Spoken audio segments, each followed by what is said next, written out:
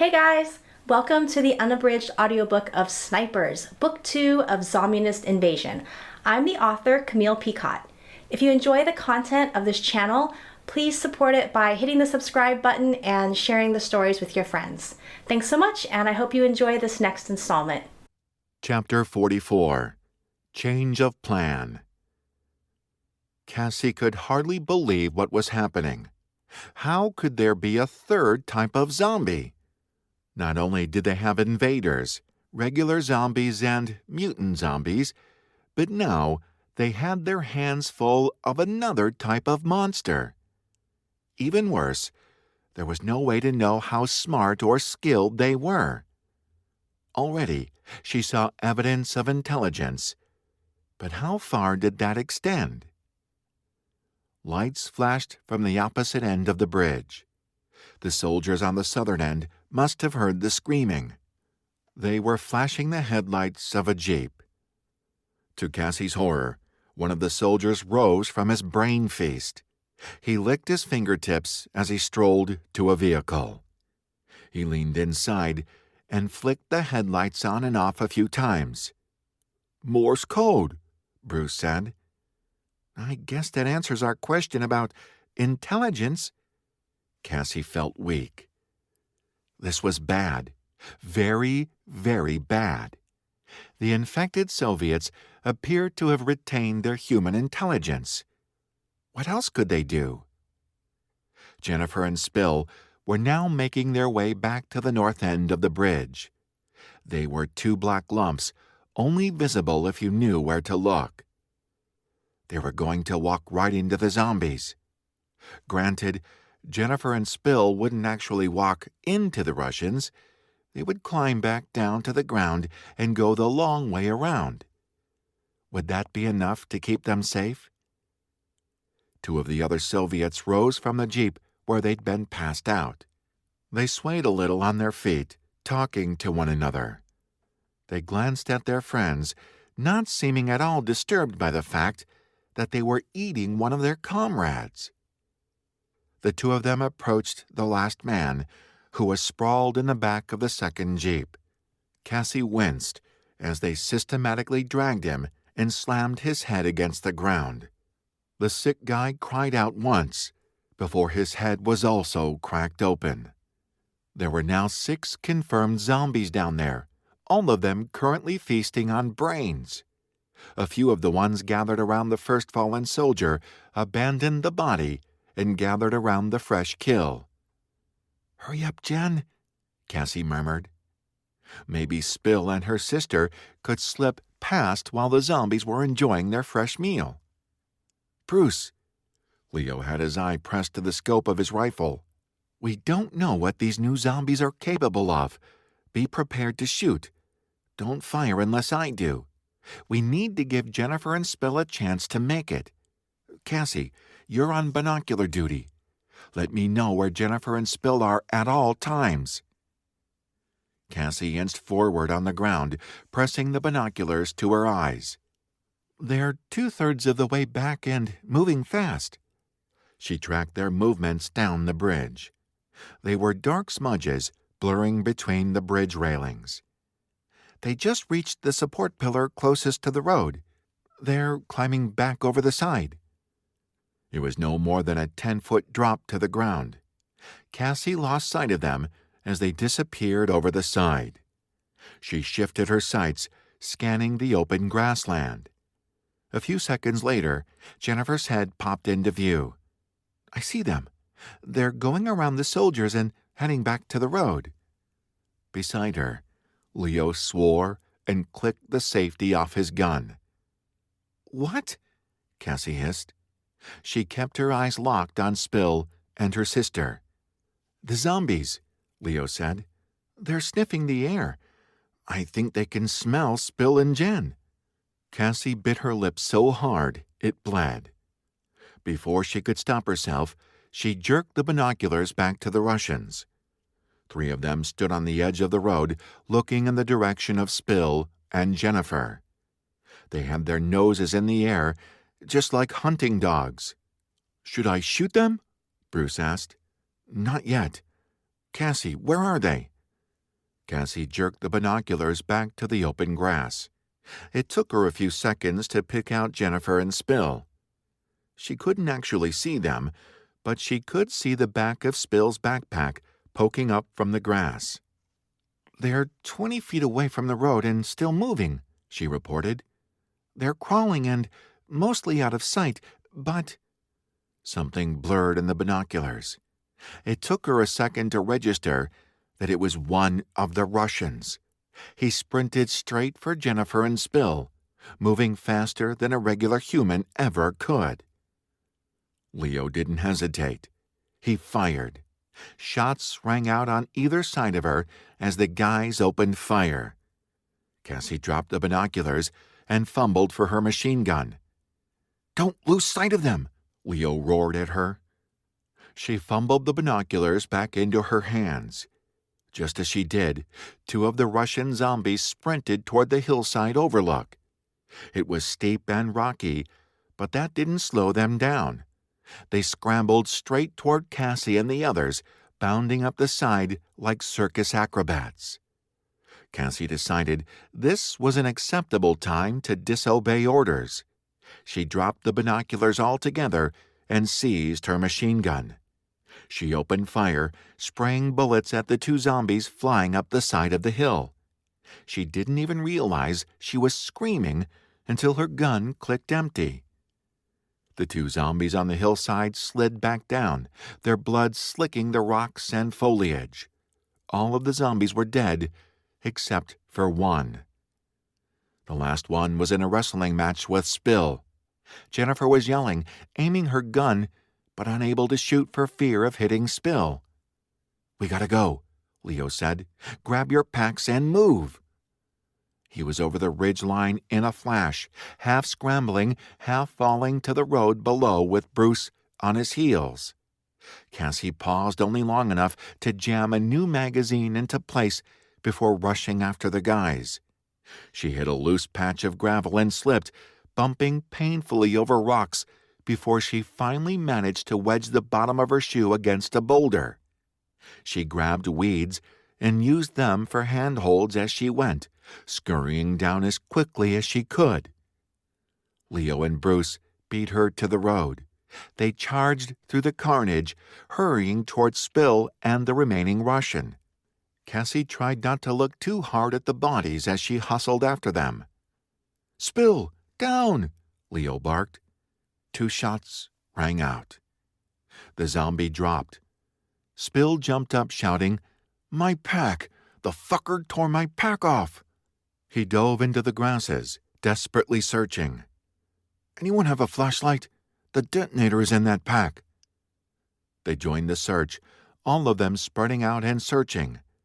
In the distance, Cassie heard the rumble of an engine. She jerked, looking at the bridge. "More Russians are coming," she cried. "Fuck!" Leo stood there, eyes flicking between the bridge and the frantically searching Spill. "We have to split up," Cassie said. "One group has to lead the Russians away.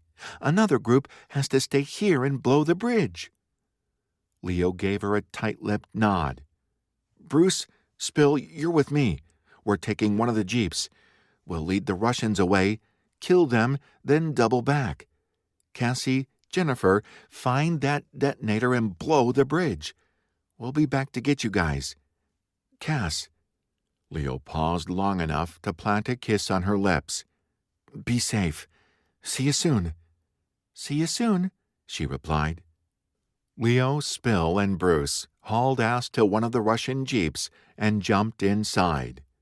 Bruce took the driver's seat under Leo's direction, laying into the horn and flashing the headlights to get the attention of the oncoming vehicles. The 2 jeeps on the bridge accelerated. "Drive, Bruce," Leo ordered. The former teenage football player threw the jeep into reverse, pulled a 3-point turn, then raced away into the night. Cassie and Jennifer threw themselves flat on the earth, barely daring to breathe as the 2 jeeps raced across the bridge. Jennifer grabbed her hand and squeezed. Cassie squeezed back. The 2 Soviet jeeps reached the end of the bridge. They slowed, flicking flashlight beams at the carnage on the road.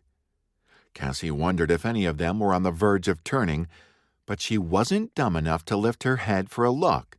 Heck, for all she knew, they already had turned. The other Russian zombies had retained high brain function. Who was to say they couldn't drive? After less than a minute, they sped off down the road. Cassie and Jennifer were left in the darkness. The only Russians in sight were the dead ones.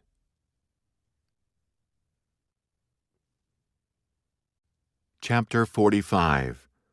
Zugzwang. We have to find that detonator. We can't blow the bridge without it. Jennifer crawled on her hands and knees in the grass, searching.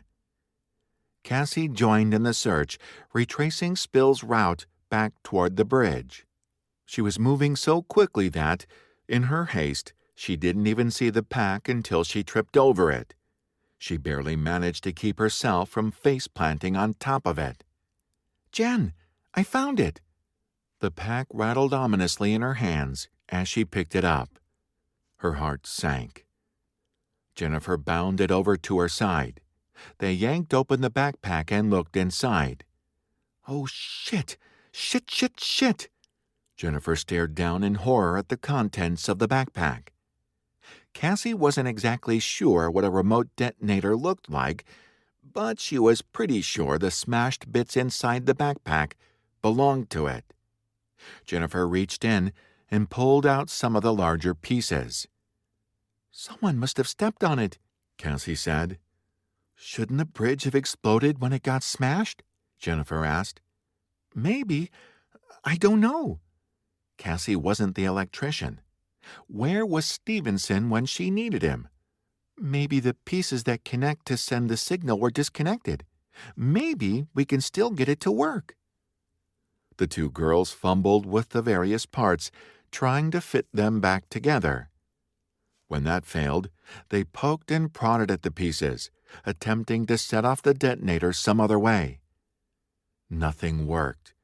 The bridge remained woefully intact. "Damn it!" Jennifer threw her pieces to the ground in frustration. "Now what are we going to do?" "Rocket launcher." Cassie jumped back to her feet and ran to the remaining jeep. "Maybe we can blow it up that way." She reached the jeep. Nothing, except for a few boxes of half-eaten food supplies and an extra duffel bag of ammo. The jeep was empty. The Russians had stationed soldiers here only as a precautionary measure, not because they really thought there was a threat. "Anything?" Jennifer ran up, Spill's bag gripped in one hand. "Nothing." They stared at the bridge. Cassie's mind worked overtime. No way had they come this far to leave the bridge standing. Griggs had died for this mission. Leo was counting on them. She didn't intend to let either of them down. An idea snapped into place. "Jen, do you have the extra spool of fuse wire Nona gave us?" Her eyes brightened. "Yes." Jennifer swung her backpack around and rummaged inside, producing the spool. "We have to put Nona's bombs on top of the C4, Cassie said. "We run some long fuses so we can light them from the ground." She chewed her bottom lip. "It's going to be risky. I think the bombs will blow before we can get off the bridge." "Not if we take the jeep. Come on." Jennifer led the way, jumping into the driver's seat. Luckily, the keys were still in the ignition. She drove onto the bridge, taking them to the northernmost set of trusses with C4 bombs. "You'll have to do the climbing," Cassie said. "I'll hold the spool and cut it." "Good idea. I didn't think I'd have to plant bombs twice in the same night. At least there are no Russians around this time." "There are no Russians around right now," Cassie corrected. "That could change any minute." The girls got out of the jeep. Jennifer didn't waste any time. She tucked Nona's bombs into her shirt, tied one end of the fuse wire to the belt loop, and began to climb. Cassie stayed on the ground, holding the spool in one hand. In her other hand was a knife, ready to cut the wire when Jennifer had it in place. Jennifer scaled up the truss with ease. Technically, Cassie supposed Luma Bridge could be reimagined as a giant jungle gym. The long metal truss beams were held together with dozens of tiny, criss-crossing metal supports, which provided plenty of hand and footholds. But it was a long way up to where the various pieces of C4 had been placed. Cassie was glad Jennifer was the one doing the climbing. Jennifer reached the first lump of C4. She slid her legs between the truss beams, locking her knees around the criss-crossing supports as she pulled out the first of Nona's bombs. "The C4 is pliable," she called down to Cassie. "Makes it easy to stick Nona's bomb in place." Jennifer pulled the edge of the fuse from her belt and attached it. "It's secure. You can cut the wire." Cassie placed the edge of her knife against the fuse, silently thanking Leo for insisting she carry it. The blade nicked easily through the wire. Jennifer continued up the side of the bridge, placing the second and third bombs. In less than 5 minutes, they had all 3 bombs in place. "Cass, do you see that?" Jennifer landed lightly on her feet beside Cassie on the bridge, pointing south. Cassie squinted into the dark. At first, all she saw was the dark hump of land on the left and the watery blackness of the ocean on the right. "Right there." Jennifer extended her index finger, pointing. Cassie's breath caught in her throat. "Headlights," she breathed. They slipped in and out of sight as they followed the natural curve of the land. "Several sets of them," Jennifer said grimly. "Think it's the Russian buses?" "It has to be. Who else would be out here? Come on, we have to hurry." They drove down the bridge to the last set of trusses. Jennifer didn't waste any time scaling up the side. Cassie kept her eyes on the approaching vehicles, nervously chewing at her bottom lip. Thanks to the vantage point of Luma Bridge, they could see for miles down the coastline. The Russian buses were still quite a ways off, but they would eat up that distance quickly. The arrival of the buses changed everything. Blowing the bridge was only part of the mission. The original plan had been to blow the bridge with the Russians on it. Zugzwang. She'd come full circle from her time in the Nielsen house, once again faced with bad choices on all sides. They had only 2 moves.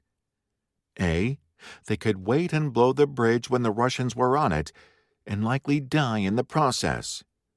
B, they could blow the bridge now and save themselves, but leave 4 buses of invaders out there who would eventually make it to West County. What were they supposed to do? In chess, the answer was easy. But life wasn't a chessboard. Or maybe it was a chessboard. Jim had proven that, hadn't he? Cassie was just having a hard time accepting it. Jennifer finished placing the bombs and dropped back to the ground just as Cassie cut the last fuse. She took one look at Cassie's face and set her lips. "I know what you're thinking." Cassie glanced in the direction of the approaching buses. The headlights had momentarily disappeared behind a curve in the land, but she knew they were getting closer by the second. "We have to try and take out the buses. We'll blow the lower portion of the bridge now." "You think it's safe? What if the bridge falls?" Cassie shook her head, recalling the details of the anarchist's cookbook page in her mind. The cookbook showed that both sections need to be blown to completely disable the bridge. Blowing the first section will weaken it, but both sections have to go to bring it down. We'll wait for the buses to arrive before blowing the second section. Then we drive as fast as we can and hope for the best." "No," Jennifer shook her head. If they see the Jeep on the bridge, they might figure out it's a trap. You need to take the Jeep and wait for me at the entrance. I'll stay behind and light the last set of fuses, and then run like hell. I'll have several minutes before they explode. But what if you're spotted? I'll be hard to see. They won't be looking for someone on foot. They'll be so distracted by the fuses, they won't even see me. That was a big if. The thought of losing Jennifer left Cassie feeling sick. She opened her mouth, but Jennifer forestalled her with a raised hand. Of the two of us, I have the best chance of escaping on foot. Cassie swallowed. They're not great odds, Jen. I know, but I'm willing to take the risk. I'm the athlete, you're the brains. Jennifer tenderly touched the side of Cassie's cheek. It has to be me. She was right. A bishop couldn't fight a knight's battle any more than a rook could fight a bishop's battle. Every piece on the board was designed for a specific purpose. Only working in tandem could true military brilliance be achieved. If they were going to take out the buses, Jennifer was the person to do it. Cassie blinked away tears.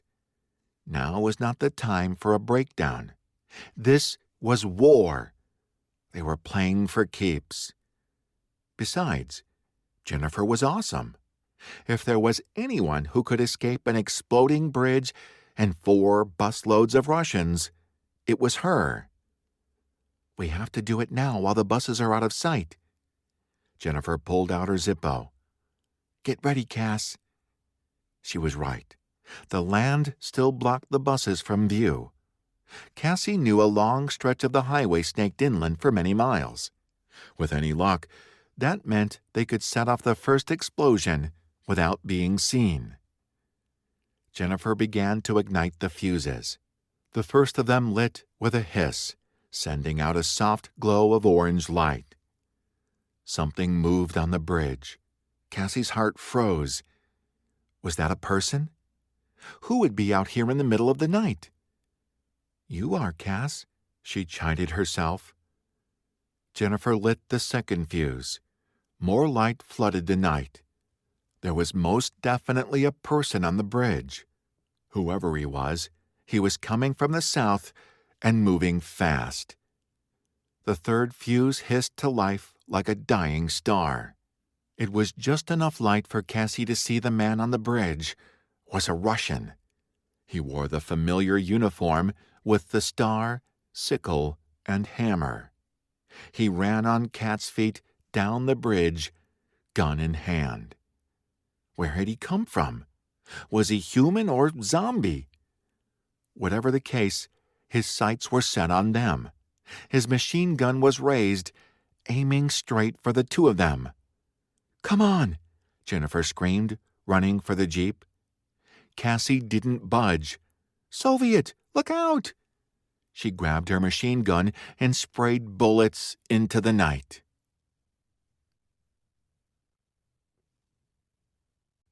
Chapter 46. Drive-In. Leo was propped on his knees in the back seat of the Jeep as Bruce roared down the highway. He traded his rifle out for a machine gun. He was ready to open fire on the Soviet bastards as soon as they came into sight. They weren't far behind. He caught glimpses of their headlights, but this part of the highway was twisty. Every time the Soviets came into sight, Bruce tore around another corner and lost them. We need a plan. Spill was next to him, machine gun also in hand. We can't just try to outrun them. It'll never work. He was right. Sooner or later, they'd run into a zombie, mutants, a car wreck, or more Russians. Maybe all of the above. They had to take these guys out. He racked his brain, mentally scanning the road ahead of them. It wouldn't be long before the highway straightened out and widened into a proper 4-lane freeway. They had to be rid of the Russians before then. Bruce, he shouted over the roar of the wind. Leo shifted his weight as Bruce took a hard corner. "Have you ever been to the old drive-in theater on Bolinus Ridge?" "I know the place. Took a few girls there for dates." "The turnoff is coming up," Leo said. The drive-in was situated on top of a bluff, the back of which overlooked the freeway. "If you can get up there fast enough, we might be able to get the drop on the Russian bastards." "Got it, Cap." Leo was nonplussed by the title. He'd graduated before Bruce had joined the varsity football team. He realized with a jolt of surprise that Bruce wasn't making a football reference. He was calling Leo his commander. Leo unzipped his backpack, dumping a few extra bombs onto the seat between him and Spill. "We're outnumbered," he said. "If we can hit them with these, it'll even the odds a bit." "Let's hope they don't have RPGs," Spill replied. "Hold on." Bruce slammed on the brakes and made a hard left, hitting the narrow frontage road that led to the drive-in. It paralleled the freeway for several miles before winding up a small hill to the outdoor theater. "Kill the lights," Leo shouted. This plan wouldn't work if the Russians figured out they'd gotten off the freeway. "And floor it, Bruce." "Got it, Cap." The headlights switched off as Bruce accelerated. The scent of burned rubber filled Leo's nostrils. Not more than a mile behind them, the Russians barreled into view. Leo could see their headlights. With any luck, they'd be so busy looking at the freeway, they wouldn't realize the snipers had taken a different route until it was too late. "Stay ahead of them," Leo said. If they could reach the bluff, they could drop bombs straight onto the Soviet bastards. The old Jeep raced up the road. Leo kept his gun up, tracking the Russians. They were getting closer to the frontage road exit. Closer, closer. Leo let out a whoop of triumph when both Jeeps shot past it, never even slowing. The frontage road drifted away from the freeway, wending up the small hill to the drive-in. 3 large white movie screens loomed into view, relics from a time before zombies and war. Leo's father had brought them here on several occasions over the years. He remembered sneaking sips from his dad's beer can when he went to the bathroom. Dal and Lena always scolded him, while Anton tried to wheedle a sip for himself. The memory flashed through Leo's mind, a fleeting piece of happiness he could hardly comprehend. As soon as Bruce hit the brakes beneath the big screens, Leo scooped up a handful of bombs and raced to the bluff at the back of the parking lot. His feet crunched on bits of popcorn and discarded candy boxes as he ran. A cardboard popcorn bucket bounced off his shoe. He skidded to a halt behind a chain-link fence that overlooked the freeway, snatching a lighter out of his front pocket. His finger brushed the torn remains of the crinkly condom package. Those blissful moments with Cassie seemed almost as far away as his memories of the drive-in. The Russians were almost beneath them. He lit his first bomb, just as Spill skidded to a stop beside him. The soldier touched a bomb to Leo's Zippo. Both bombs ignited with a sizzle of the fuse. They threw them at the same time, twin arches sparking through the night. They landed inside the first Jeep just as it tore past beneath them. "Get down!" Spill cried, throwing himself into the dirt. The explosion was magnificent. The engine ignited with a blast, sending a giant fireball into the night. Leo flattened himself to the ground just as bits of metal and other debris flew through the air. He and Spill exchanged exhilarated grins. Their triumph was short-lived. "Guys!" Bruce ran toward them, gun in hand. "Fuck, guys! The second Jeep just turned around. They're coming for us!" Leo jumped to his feet. Sure enough, the second Jeep was driving south on the northbound lane, racing back in the direction of the frontage road. Leo refused to go down. "Get your weapons," he barked. We're taking these fuckers out. Get up on the catwalks behind the movie screens." Bruce and Spill hauled ass toward the screens. Leo was right behind them. He wanted the high ground. They were going to hit the Soviet bastards hard and fast. They each ran to a different screen, scrambling up a ladder to the wooden catwalks. It was perfect. When those Soviet assholes roared into the drive-in, Leo's people would hit them from 3 sides. They wouldn't stand a chance.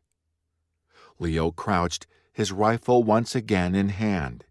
His machine gun hung around his neck, a backup in case he needed it. Headlights appeared on the frontage road. The Russians had found the entrance. They were coming for the snipers. "Joke's on you, assholes," Leo growled. "The snipers are ready for you." He raised his rifle, sighting down the barrel. A streak of light burst from the oncoming jeep, speeding straight for the drive-in. "Incoming!" Spill bellowed. An RPG hit the gray jeep. The vehicle exploded. Leo covered his head as shrapnel tore clean through the movie screen. "Fuck! I'm hit!" Spill said. "Suck it up!"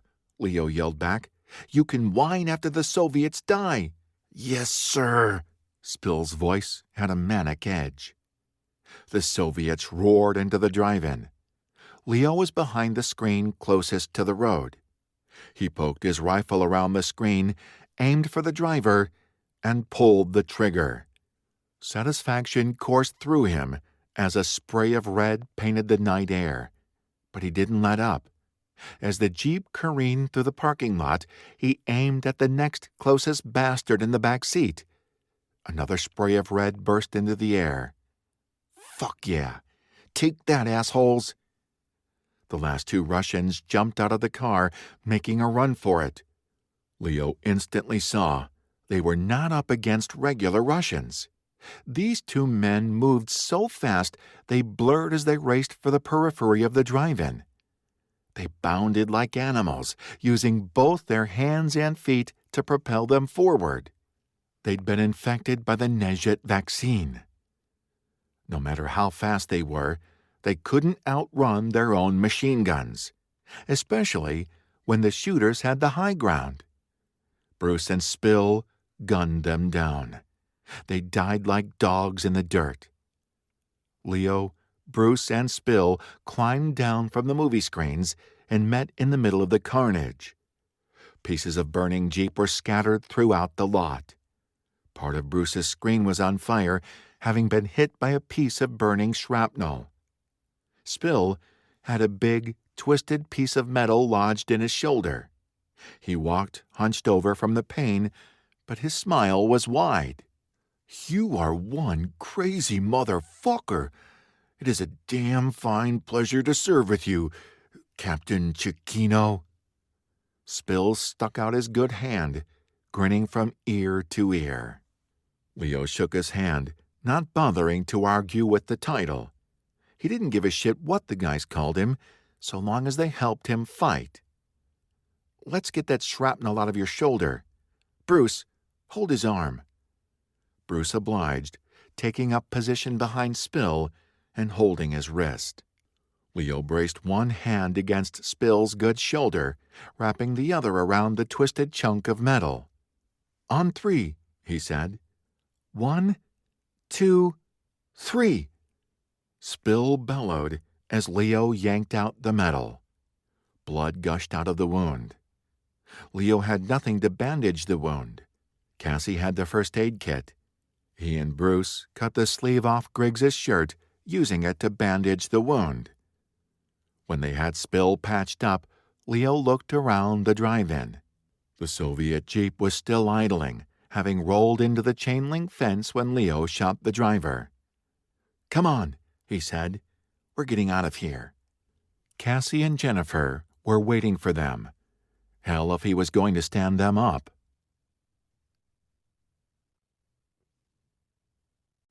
Chapter 47. Trade. Bullets zipped across Luma Bridge while the fuses hissed up into the night. Cassie was so scared she could hardly think. It occurred to her she should take cover behind the Jeep, but all she could do was lay into her trigger and scream. One of her bullets connected with the Soviet's gun hand. The soldier was up against the bridge railing. Cassie had just enough time to register the gun tipping over the side before a searing pain went through her calf. "Cassie!" Jennifer grabbed her as she crumpled, dragging her behind the Jeep. Pain burned up her leg. Cassie looked down and saw blood gushing from the side of her right calf. "I've been hit," she said dumbly. It hurt so badly she could hardly breathe. "You're fine. Stay right here." Jennifer positioned herself in front of Cassie and raised her machine gun. She peered around the vehicle. Damn it! Where did he go? Cassie took in great gulps of air, trying to breathe through the pain. "I got his gun hand. He dropped his gun over the side when I hit him. But I don't see him. Maybe he fell over the side too? I'm not sure we're that lucky. We have to move. Those bombs are going to blow any minute now." Nona had told Cassie it took 30 seconds to burn through a foot of fuse. The longest fuse was 10 feet, but the shortest fuse was 6 feet. They didn't have much time. Cassie bit her lip and dragged her butt into the passenger side of the Jeep. Pain shot up her leg with every step she took, but she hadn't come this far to get blown up. She wrapped clammy hands around her machine gun as Jennifer fired up the engine. Cassie scanned the road beside them as Jennifer drove forward. She was greeted with an empty bridge. There was no sign of the Soviet anywhere. Where the hell was he? Had he taken cover behind a truss? Had he taken off because he no longer had a gun? They reached the second set of trusses without incident. Cassie's paranoia ratcheted up to an all-time high.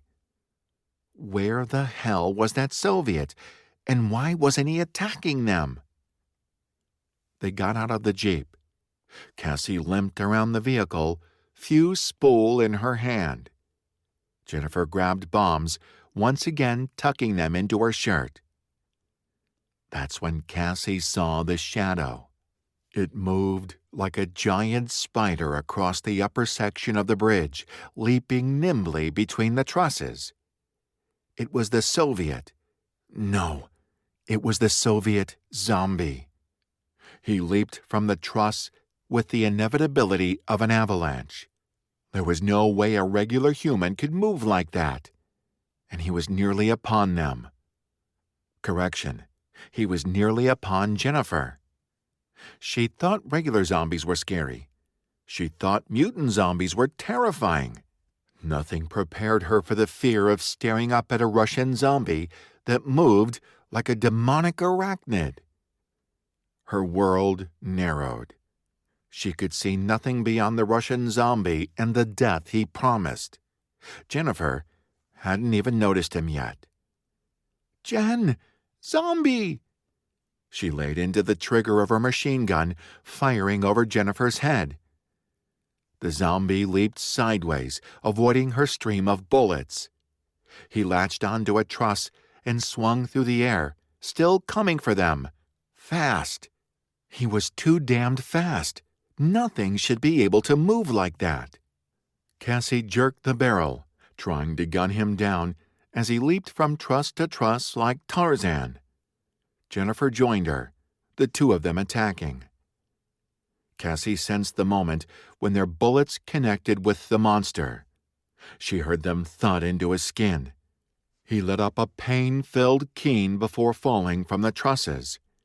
He hit the ground no more than 10 feet away from them. We are so fucked if the entire Soviet army turns into zombies. Jennifer's breaths were shallow from the near miss. Thanks for saving my ass. Cassie nodded. You better go. Jennifer turned, reaching for the truss. That's when Cassie realized their mistake. A second dark shape dropped from the trusses, falling straight toward Jennifer. They'd been so focused on the first zombie, they'd never seen the second one sneaking up on them.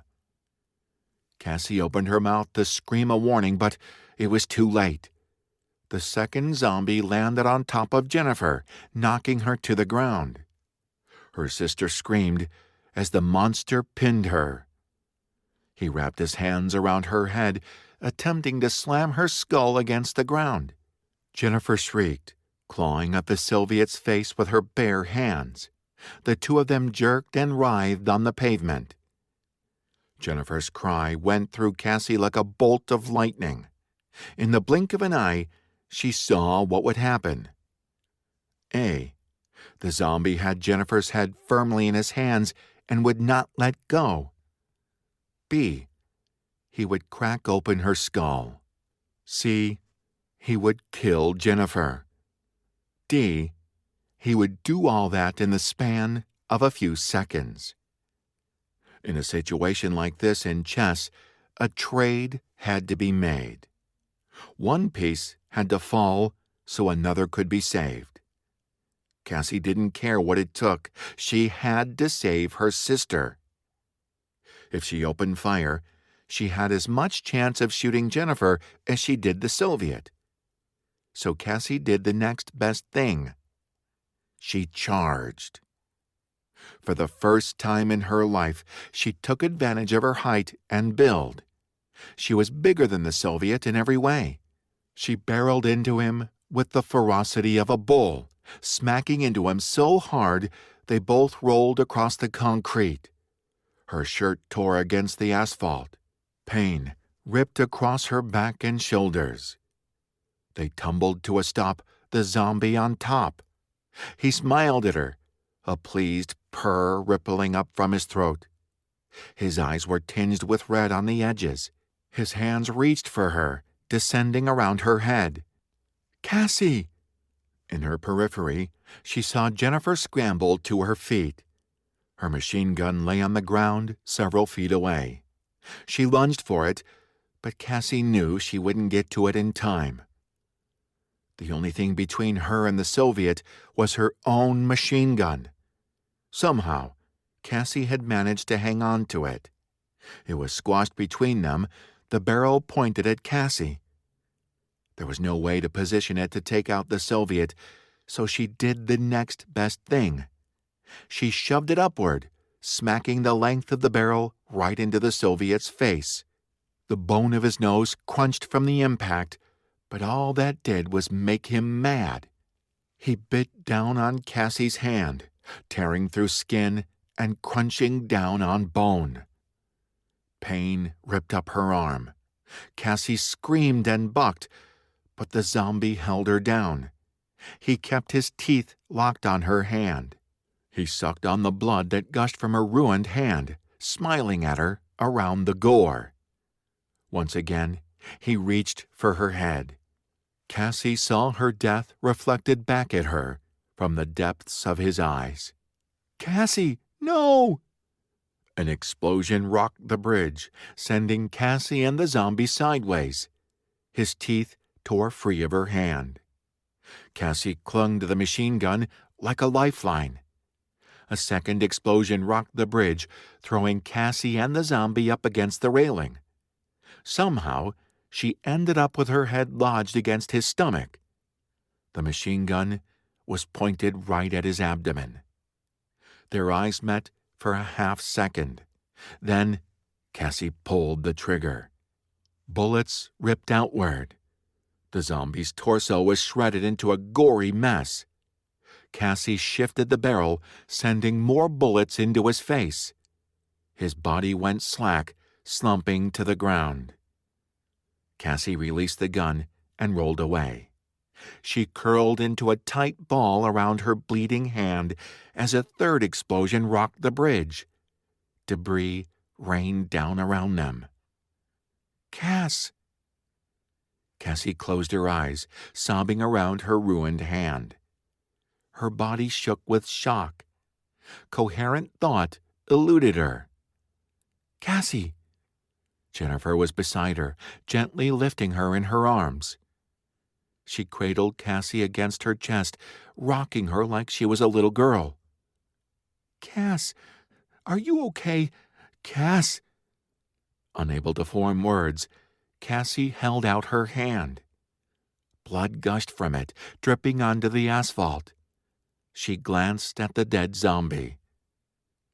Jennifer followed her gaze. The zombie's chest and face had been shot off. A shudder went through Jennifer. Tears spilled out of her eyes. She glared down at Cassie. "You're going to be fine," she said fiercely. "This is a new type of zombie. We don't know what their bite does. It might not do anything." She was in denial. Cassie loved her for that. She took in the scene, taking a moment to gather her courage. There were huge cracks in the concrete where the explosion had gone off. The trusses lay in a wreckage. The bridge groaned loudly from the abuse, but it still stood. Their jeep had slid up against the railing opposite to them, but was otherwise unscathed. Cassie shifted her gaze to the dead Russian zombie who had bitten her. One fact hung before her. She did not want to turn into a monster. She didn't want to turn into something that hunted humans and ate brains. She didn't want to hurt the people she cared about. She didn't want someone to put her down the way Spill had put down Griggs. Cassie couldn't bear to even consider that. Who would do it? Jennifer? Leo? No way. No way would she put that burden on their shoulders. Not when she could take care of the problem herself. She would rather die doing something good for the country. In the blink of an eye, their roles had switched. Jennifer was no longer the ideal piece to blow the bridge. That was now Cassie's role. She sat up, gently pushing Jennifer away. "I'm going to stay behind and light the last set of fuses." Cassie swallowed back her tears. She had to stop crying and get her head back in the game. There was important work to be done. "You need to get off the bridge before the buses get here. Take the jeep." "No!" Jennifer shook her head vehemently, tears dripping off her cheeks. "No, I'll stay with you. We'll go out together." "I can't let you do that." Cassie wiped away the last of her tears, summoning every scrap of courage she had. She had to make Jennifer leave the bridge, no matter what. If that meant she had to put on a brave face, she would do that. "You need to go." Argument gathered in Jennifer's grief-stricken eyes. She opened her mouth to argue, but Cassie cut her off. "You have to make sure Leo knows what happened to me." She pulled off her necklace with shaking hands, passing the chain with its small black night pendant to Jennifer. "Make sure he knows I died protecting our home. You have to make sure he knows that." "Cassie." Jennifer dissolved into sobbing. Her wails were like knives in Cassie's chest. Jennifer's grief nearly broke her, but she was determined to see her sister off the bridge to safety. She peeled open Jennifer's palm and placed the pendant in her hand. "Promise me you'll tell him." She waited for Jennifer's shaky nod before gently shoving her sister away. "Go. The buses will be here soon. I'll make sure they don't make it to the other side." Cassie told herself this was a good way to go out. It was a far better fate than Griggs had. At least her death would count for something. "I love you." Jennifer's words were followed by a fresh wave of sobs. "I love you too." Cassie gave Jennifer her best smile. "Keep fighting, Jen. Don't stop until our country is free." Jennifer nodded. She threw her arms around Cassie and squeezed the breath out of her lungs. "It should have been me," she said between sobs. "You're a better person than I am." "Now you're just being stupid." Jennifer gave her one last hug before firmly stepping away. "Let me turn this into something good." She held up her bleeding hand for emphasis.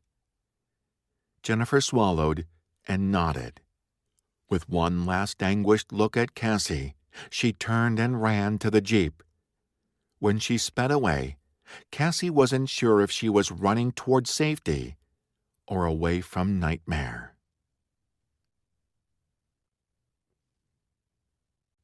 Chapter 48. Petals. Cassie dropped her brave facade as Jennifer disappeared from sight. Chills swept her body. Cassie slumped against the side of the bridge and cried. She didn't want to die. She was only 18 years old. She was supposed to graduate from high school. She was supposed to go to college. She was supposed to keep playing chess and make something of herself. She was supposed to take a road trip across country with Amanda in Stevenson someday, when they all had driver's licenses and jobs.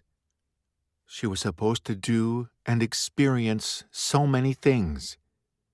Hell, she was supposed to go to the beach with Leo when the war was over. When she said goodbye to him at the bridge, she never dreamed that would be the last time she saw him.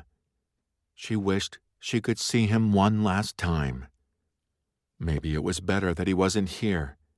Leo wouldn't see her this way, wounded and dying of infection. At least, he would remember her as a whole person. She glanced down at her hand. Blood still dripped out. She already saw the puckering signs of infection around the wound. The immensity of her loss yawned before her. Less than 2 weeks ago, she'd had an entire lifetime in front of her. Everything had changed in less than 5 seconds, when the zombie sank his teeth into her hand. A lifetime had diminished to a blank. What happened to people when they died? Do souls really go to heaven, like so many people believed? Or would she be reincarnated as something weird, like a crawdad?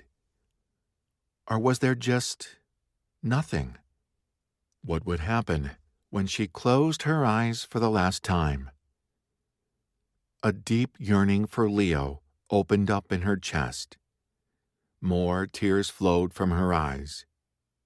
She scrubbed them away, forcing herself to look south toward the approaching buses. They were once again visible. They were close, no more than 5 or 10 minutes away. The chunks of broken concrete and broken trusses would slow them down. That could work in her favor.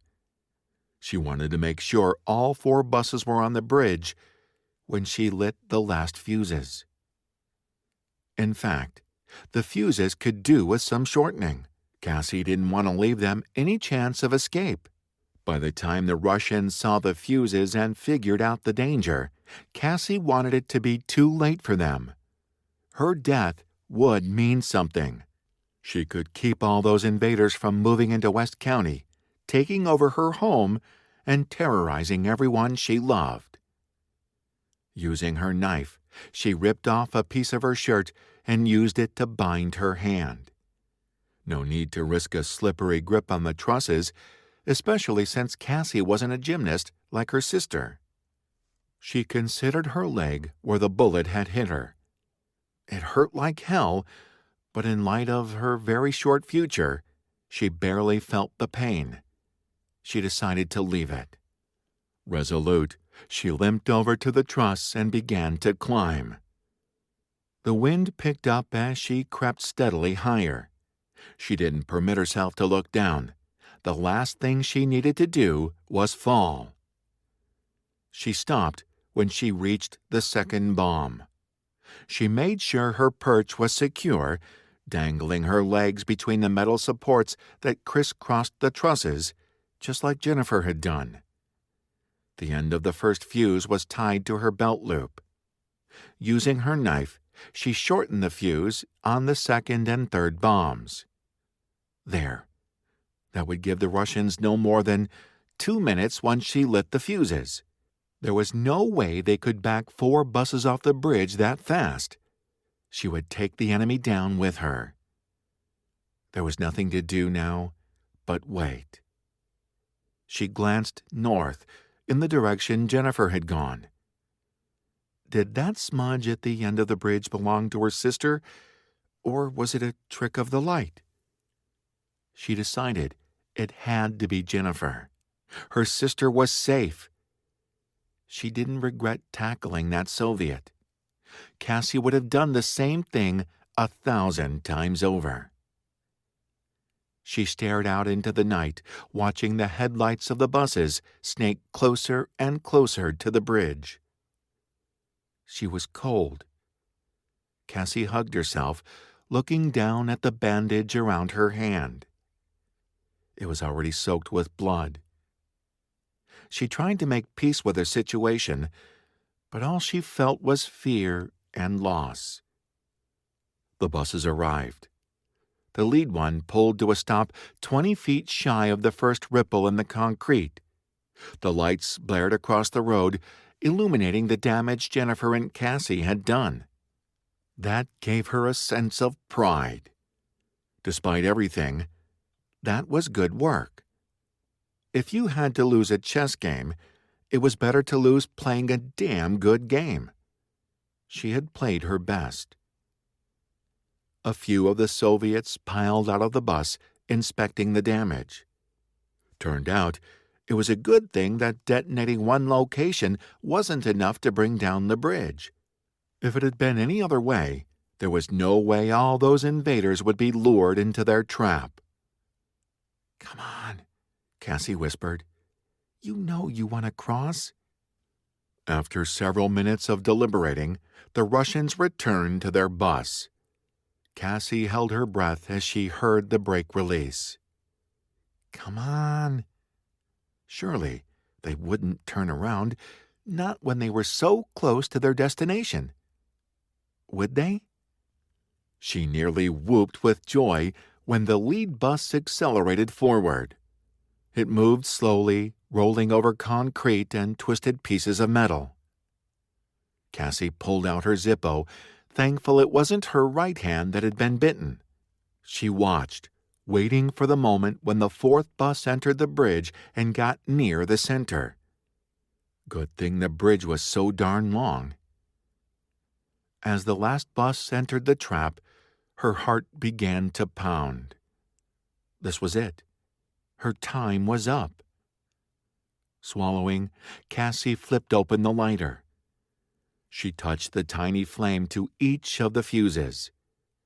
When all 3 hissed with life, she tucked the Zippo into the front pocket of her shirt. Her fingers brushed something soft.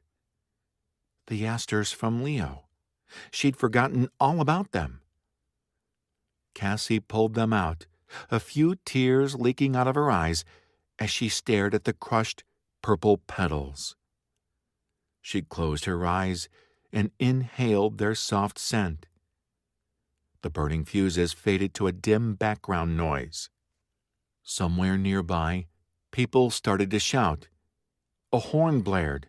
Someone slammed on the brakes. The Soviets must have spotted the sparking fuses. Too late for them. There was nowhere to run. Cassie kept her eyes closed. She took one last inhale from the wilted asters. She held the memory of Leo's smile in her heart when the bombs exploded.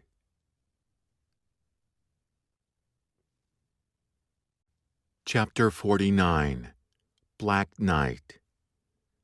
As far as Leo was concerned, Bruce couldn't drive fast enough. His fists clenched in his lap as the land blurred by on either side of the Jeep. He tried not to fret about what he might find, or what he might not find. Jennifer and Cassie were capable. They were safe. They would be waiting for him. "Captain," Spill gestured with his chin. "Mutants." Leo glanced left and saw a pack of 3 mutants running up a small rise. They were on an intercept course with the jeep. After the Russian zombies, the mutants didn't even faze Leo. He and Spill stood up in the back seat, resting their machine guns on the headrest of the front seats. They opened fire on the mutants. Leo aimed high, focusing on the heads. Satisfaction roared through his blood as bullets cut through the skulls of the mutants, turning their necks into bloody stumps. Distantly, he wondered at himself. What did it mean that he felt satisfaction in murder and death? A huge metallic boom echoed through the air. Bruce slammed on the brakes. The 3 of them sat frozen, listening to the scream of metal. Somewhere above the din, he thought he detected the cries of people. "The bridge," Leo said. "The girls brought the bridge down. Move, Bruce." Bruce slammed his foot on the accelerator. 5 minutes later, they arrived at Luma Bridge. Bruce threw the jeep into park as the 3 of them piled out onto the road. The center of the bridge was gone. 3 buses lay in the chilly waters of the bay, rapidly sinking. People trapped inside were screaming. It wasn't just soldiers screaming down there. There were screams of women and children in the air, too. It was a terrible sound that clawed at a deep place inside him. Leo buried the feeling and hardened his heart. This was war. The invaders had left them no choice. 1 bus remained, teetering on the edge. The front end dangled over the bay. The back tires were suspended over the concrete. People were trying to scramble out the windows. But the balance of the vehicle was already shot. It was like watching a slow-motion video. The front end kept tipping. The bus gave a great groan as it slid against the ruined pavement. Chunks of concrete, disturbed by the friction, broke away into the water. They landed with loud thunks on the buses below. The last bus followed the chunks of concrete. It sailed down to the water, propelled by the terrified cries of those inside. It hit nose first, colliding with another bus that was already 2/3 submerged in the bay. "Yes!" Bruce punched a fist into the air as the bus hit the water. "Take that, fuckers!" The terrified cries of the drowning people made Leo's stomach clench. He should share in Bruce's elation, but all he felt was exhaustion. He wanted to go home. Where were Cassie and Jennifer? He cast his gaze around, looking for the girls. He frowned when he didn't see them. They should be here. They had accomplished the mission after all. They should be here to celebrate. He finally spotted Jennifer. She was slumped down on the dirt to one side of the bridge, not looking at any of them. Dirt and blood and tears smudged her face. There was no sign of Cassie anywhere. Leo felt his heart skip in panic. "Jennifer?" He hurried over to her. "Jen, are you okay? Where's Cassie?" A long wail rose out of Jennifer's throat. It was the worst sound Leo had ever heard in his life, even worse than the desperate cries of the people in the bay. When she raised her stricken eyes to his, anger bunched in his chest. "Where's Cassie?" he demanded. Jennifer just looked at him, tears streaming out of her eyes. "God damn it, Jen, this isn't a game. Where's Cassie?" She opened her palm, holding it up to Leo. When she spoke, What came out was half words, half sobs. She wanted you to have this. Leo stared at the tiny black knight pendant and silver chain cradled in Jennifer's hand. It felt like he'd been hit by a 2x4. "What the fuck?" he screamed at her. "Where the fuck is Cassie? Where the hell is she, Jen?" Jennifer didn't answer. She crumpled into the golden grass, folding in on herself as she cried. The black knight rolled out of her hand, coming to a rest at the tip of Leo's boot.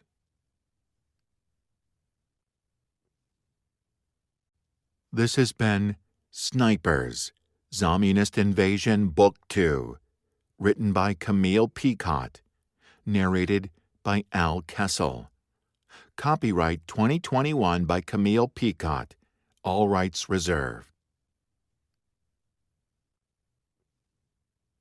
Would you like to listen to this unabridged audiobook without commercials?